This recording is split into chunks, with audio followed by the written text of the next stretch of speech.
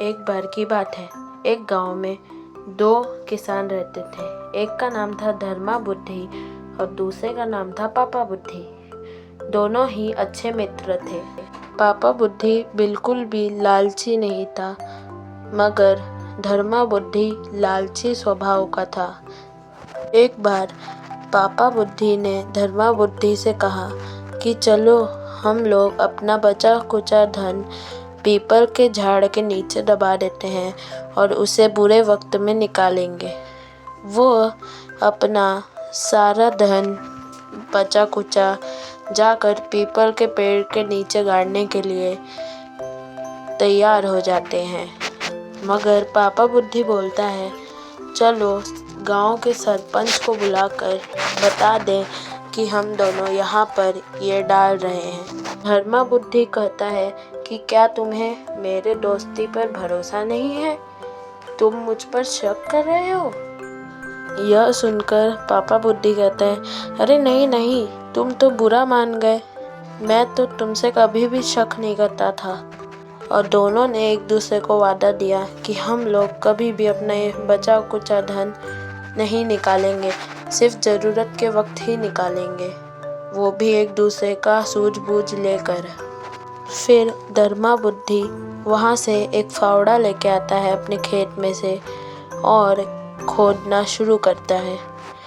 खोदते खोदते शाम हो गई और बहुत गहरा भी हो गया था गड्ढा।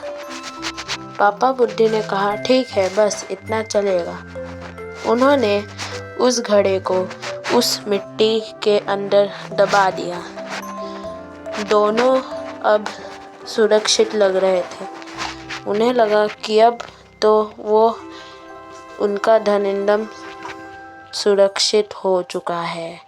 लेकिन तब आता है गेम में ट्विस्ट, क्योंकि धर्मा बुद्धि को आता है लालच।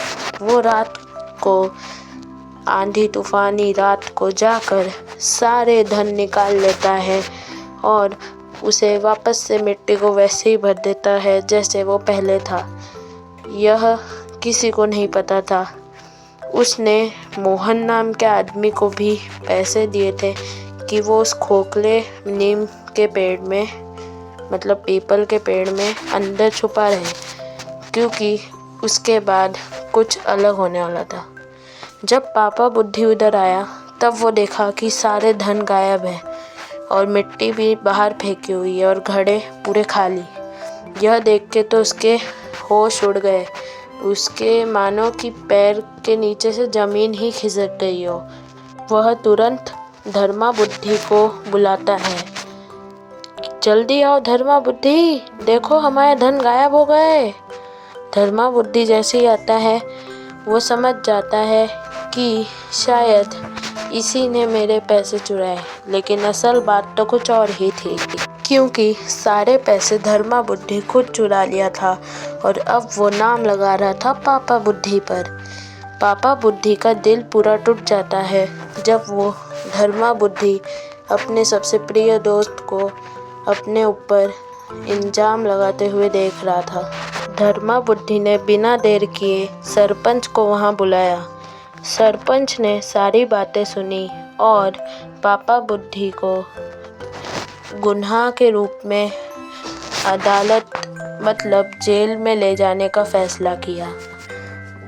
जो पापा बुद्धि था उसके तो मानो पैरों के नीचे से ज़मीन ही खिसक गई, क्योंकि उसने चोरी नहीं की थी मगर तो भी उसके ऊपर ही नाम आ रहा था। वो सरपंच को कई बार समझाता है कि मैंने कुछ नहीं किया, ये सब पापा बुद्धि ने किया। लेकिन सरपंच बोला, अगर सच में ऐसा हुआ है तो मुझे सबूत चाहिए कि तुमने ये चोरी नहीं की। बताओ, अगर यहाँ पे कोई था रात को जो यहाँ पे ये सब देख रहा हो। अब पापा बुद्धि बोलता है कि हम दोनों के अलावा तो यहाँ पे सिर्फ ये पीपल का पेड़ ही था। तभी पीपल के पेड़ में से आवाज़ आती है। तभी सब लोग यहाँ वहाँ देखने लगते हैं कि आखिर ये आवाज़ आई कहाँ से। तब धर्मा बुद्धि कहता है, अरे वो देखो, पेड़ बोल रहा है। यह देखकर सरपंच चौंक गए। सरपंच बोले कि आखिर कोई पेड़ कैसे बोल सकता है। फिर उस पेड़ में से आवाज़ आती है कि मैं यहीं पे उपस्थित था और मैंने देखा कि पापा बुद्धि ने यहाँ से सारे धन चुराए हैं। यह सुनकर सरपंच की आंखें तो फटी की फटी रह गई। सरपंच ने यह डिसाइड किया कि अब ये चोर है तो इसे ही पकड़ा जाए, पापा बुद्धि को। मगर तभी पापा बुद्धि ने अपनी चालाकी से वहाँ पर आग जला दी। उस आग की गर्माहट से जो उधर छिपा हुआ था मोहन, वो बाहर निकल जाता है और उसे सब लोग देखकर चौंक जाते हैं, क्योंकि ये किसी की सोची समझी साजिश थी। अब वो उससे पूछने लगते हैं कि जल्दी बता कि ये सब तेरे को किसने करने बोला। तो फिर उसने बताया कि मुझे मत मारो, ये सब धर्मा बुद्धि का प्लान था।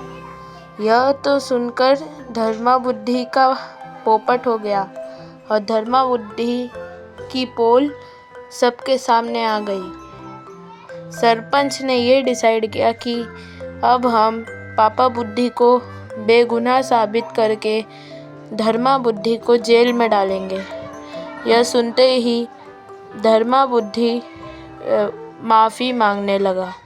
सब कहने लगे कि धर्मा बुद्धि को जेल में डालो, मगर धर्मा बुद्धि बोला, कृपया मुझे माफ़ करिए, मैंने बहुत ही गलत काम किया है। और वो हाथ जोड़कर खड़ा हो जाता है, बोलता है कि मैंने ये गलती की, इसकी सज़ा आप मुझे दे सकते हैं। लेकिन तभी वहाँ पापा बुद्धि आता है और कहता है कि तुमने गलती तो की है, मगर तुम मेरे एक अच्छे मित्र भी हो, इसीलिए मैं तुम्हें छोड़ देता हूँ। यह सुनकर वह खुश हो जाता है और मान लेता है कि सच्चाई चाहे झूठ कितना भी बड़ा हो, सच्चाई की हमेशा जीत ही होती है और सच्चाई हमेशा सबसे बड़ा धन होता है। यह सुनकर सब लोग जय जयकार करने लगते हैं धर्मा बुद्धि की। और इसी के साथ हमारी ये प्यारी सी अच्छी सी कहानी ख़त्म होती है। तो हमने इससे यह सीखा कि चाहे जितने भी अच्छे क्यों ना हो, अगर हम झूठ के रास्ते पे चलेंगे तो हमें हमेशा गलत ही कर्म मिलेंगे। अगर हम हमेशा झूठ के रास्ते पर चलेंगे तो हमें हो सकता है कि जेल की हवा तक खानी पड़े।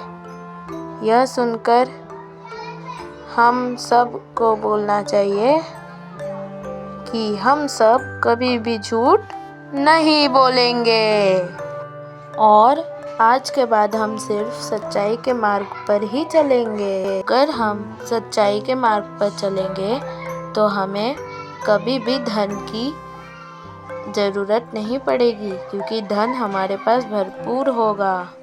अगर आपको मेरी ये वीडियो अच्छी लगी तो लाइक करें, सब्सक्राइब करें, शेयर करें, कमेंट करें और ऐसी ही मज़ेदार और अच्छी वीडियोस देखने के लिए वी द व्लॉगर यानी मेरे चैनल पर बने रहें।